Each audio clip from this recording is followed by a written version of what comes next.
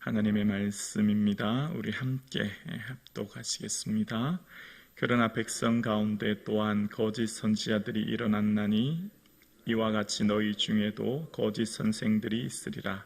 그들은 멸망하게 할 이단을 가만히 끌어들여 자기들을 사신 줄을 부인하고 임박한 멸망을 스스로 취하는 자들이라. 여럿이 그들이 호색하는 것을 따르리니 이로 말미암아 진리의 도가 비방을 받을 것이요 그들이 탐심으로서 지어낸 말을 가지고 너희로 이득을 삼으니 그들의 심판은 옛적부터 지체하지 아니하며 그들의 멸망은 잠들지 아니하느니라. 하나님이 범죄한 천사들을 용서하지 아니하시고 지옥에 던져 어두운 구덩이에 두어 심판 때까지 지키게 하셨으며 옛 세상을 용서하지 아니하시고 오직 의를 전파하는 노아 그 7 식구를 보존하시고 경건하지 아니한 자들의 세상에 홍수를 내리셨으며 소돔과 고모라 성을 멸망하기로 정하여 재가 되게 하사 후세에 경건하지 아니하는 자들에게 본을 삼으셨으며 무법한 자들의 음란한 행실로 말미암아 고통당하는 의로운 롯을 건지셨으니 이는 이 의인이 그들 중에 거하여 날마다 저 불법한 행실을 보고 들음으로 그 의로운 심령이 상함이라.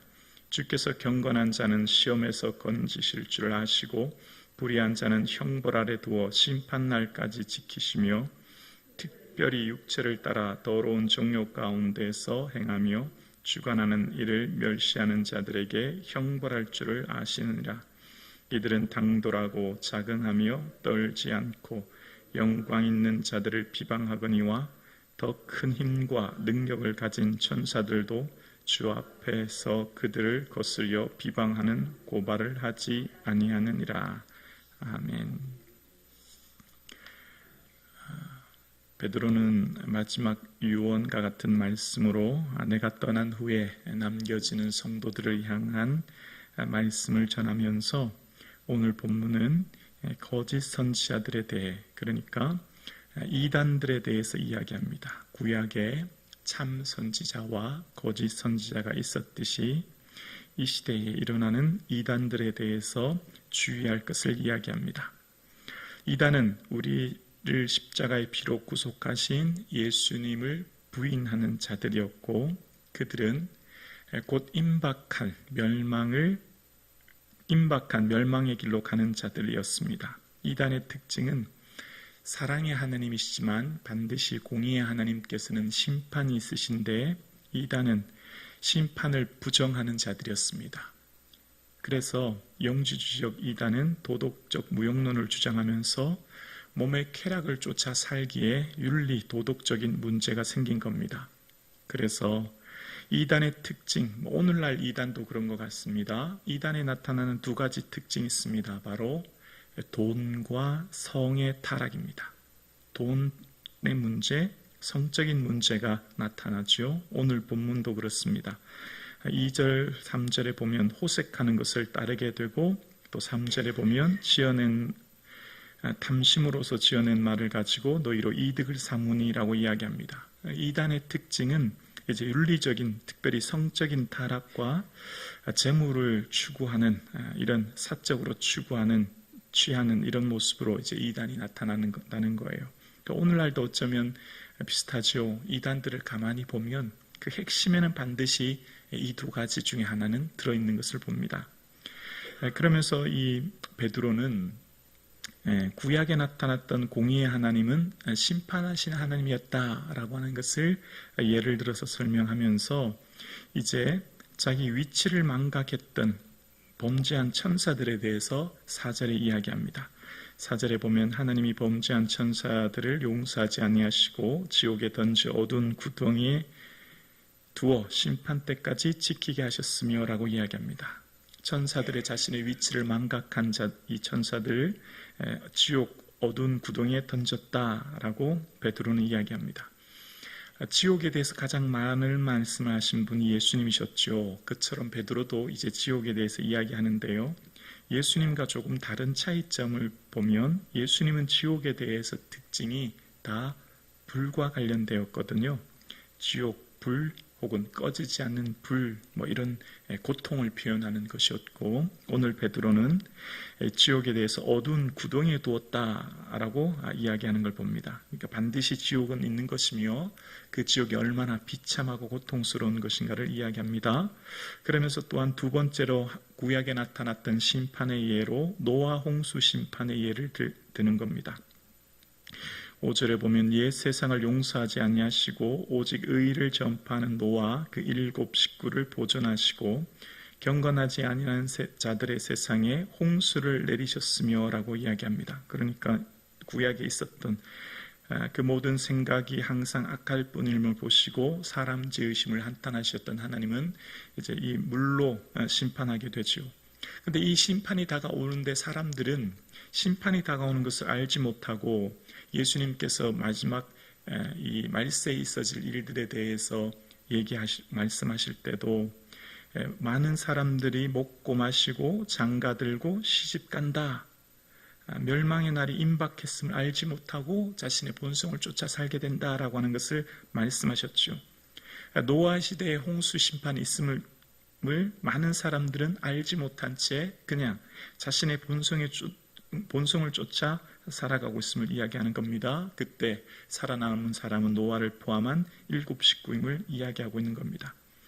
노아 홍수의 심판이 있었음을 이야기하면서 임박한 심판의 날을 알지 못하는 어리석은 자들에 대해서 말씀하시면서 세 번째는 소돔과 고모라의 음란함을 심판하셨다라고 하면서 6절에서 8절에 그 예를 드는데요. 6절에 보면 소돔과 고모라 성을 멸망하기로 정하여 재가 되게 하사 후세 경건하지 아니한 자들에게 본을 삼으셨으며 라고 말씀합니다. 소돔과 고모라 성에 대한 심판을 유다서 1장 7절에도 보면 같은 행동으로 음란하여 다른 육체를 따라가다가 영원한 불의 형벌을 받음으로써 거울이 되었다라는 표현을 씁니다. 소돔과 고모라의 특징은 바로 동성애였지요.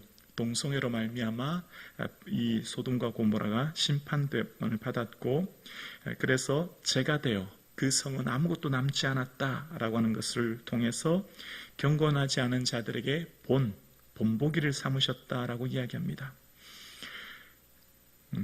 오늘 이 시대를 보면 이 음란이 극에 달한 시대가 아닌가 생각합니다. 이 시대의 모든 사람들의 마음속에 이렇게 경제적인 부흥과 부요함이 늘어날수록 이 음란함의 도시가 되어지는 것을 봅니다. 그럼 오늘 이 시대를 살아가는 많은 사람들, 이 본성의 음란을 쫓아 살아가는 시대가 이 시대가 아닌가 생각합니다. 성도인 우리의 삶이 말씀을 통해서 이 시대 우리의 삶의 방향과 목적을 새롭게 할 수 있기를 주의 이름으로 축원합니다.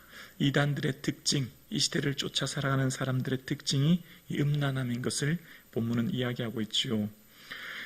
이 베드로가 구약의 공의의 하나님의 심판에 대한 3가지 예를 들었지 않습니까? 그러면서 하나님은 이렇게 반드시 심판이 있는 분이다 라고 하는 것을 이야기하고 있어요. 이단들이 말하는 심판을 부정하는 것과 달리 하나님은 공의의 하나님인 것을 이야기합니다. 말씀을 묵상하다 보면 구약과 신약의 하나님의 모습이 조금 다른 모습을 보는데요. 구약의 특징, 구약의 하나님의 특징은 어떤 잘못과 어떤 죄에 대해서 주님은 즉각적인 심판을 하시는 것을 봅니다. 오늘 본문에 읽었던 노아 홍수 심판이나 소돔과 고모라도 그랬지요. 그리고 이스라엘 백성들이 하나님 앞에서 우상을 섬길 때 진노의 막대기를 듭니다. 그 진노의 막대기가 바로 바벨론이었죠. 그래서 그 바벨론으로 진노의 막대기를 통해서 그 바벨론에서 70년 동안 포로의 삶을 살게 하시고 돌아오게 하십니다.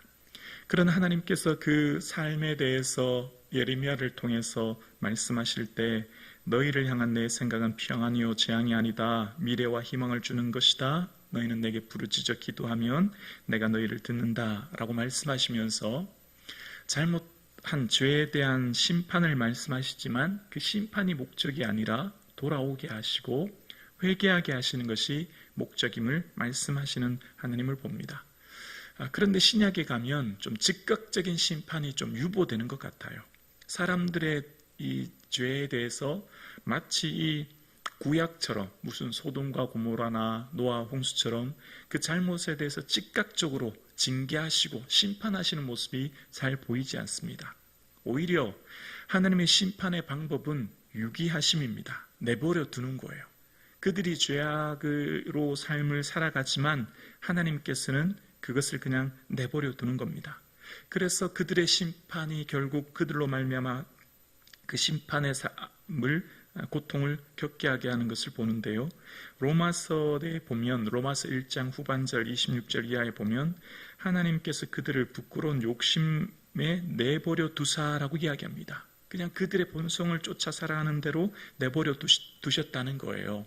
그래서 여자들이 순리대로 쓸 것을 받고 영리로 쓰고 남자들이 순리대로 여자를 쓰기를 버려 서로 향하여 음욕이 불릴 듯하며 남자가 남자와 더불어 부끄러운 일을 행하여 그들의 그릇된 그릇됨에 상당한 보응을 그들이 자신이 받았느니라 라고 말씀합니다. 이 동성애와 같은 문제들 그냥 내버려 두셨다는 겁니다. 이것이 심판이었다는 거예요. 즉각적으로 심판하지 아니하신 하나님이 오히려 더 큰 심판인 유기하심으로 말미암아 그들을 심판하셨다는 것을 봅니다. 그러니까 오늘날 많은 시대의 사람들은 하나님이 있긴 어디 있어? 라고 생각하죠. 당장의 심판이 없고 당장의 그들의 삶의 제약의 길로 가도 그들을 응당한 보응의 심판이 없으니 말입니다. 그러나 실상 이것은 더 크고 무서운 심판임을 알게 됩니다. 하나님께서 오늘 본문을 통해 우리에게 뭘 말씀하실까요? 성도의 삶은 거룩한 성화의 삶을 살아야 된다는 겁니다. 바쁠수록 더욱더 말씀을 붙들고 말씀을 묵상하고 말씀을 쫓아 살아야 된다라는 겁니다. 시대가 추구하는 것이 두 가지가 있다 생각합니다. 돈과 성입니다. 이 시대의 모든 사람들이 추구하는 것, 본성의 두 가지는 바로 돈과 성이지요. 그것을 쫓아 살아가는 이 시대를 우리는 살고 있고 이단의 특징도 그 핵심에는 이 두 가지가 숨겨져 있는 것을 봅니다. 말씀을 통해서 하나님 우리에게 말씀하고 계신 것입니다. 우리의 삶 가운데 경건한 삶으로 심판의 날을 하나님 앞에 설 날을 바라보며 오늘도 살 것을 말씀하고 계세요. 오늘 함께 예배드리시는 사랑하는 성도님, 우리의 삶의 목적이 예수 그리스도를 닮아가는 것이 되어지며 주님이 우리의 삶의 본이 되어서 그 십자가의 길을 걸어가셨고 그 영광의 삶을 모범을 보이셨던 것처럼 참된 제자도의 길은 주님 가신 그 길을 걸어가는 것이며 주님 앞에 설날을 바라보는 것임을 기억하며 오늘도 살아가는 저와 여러분 되기를 주님의 이름으로 축원합니다.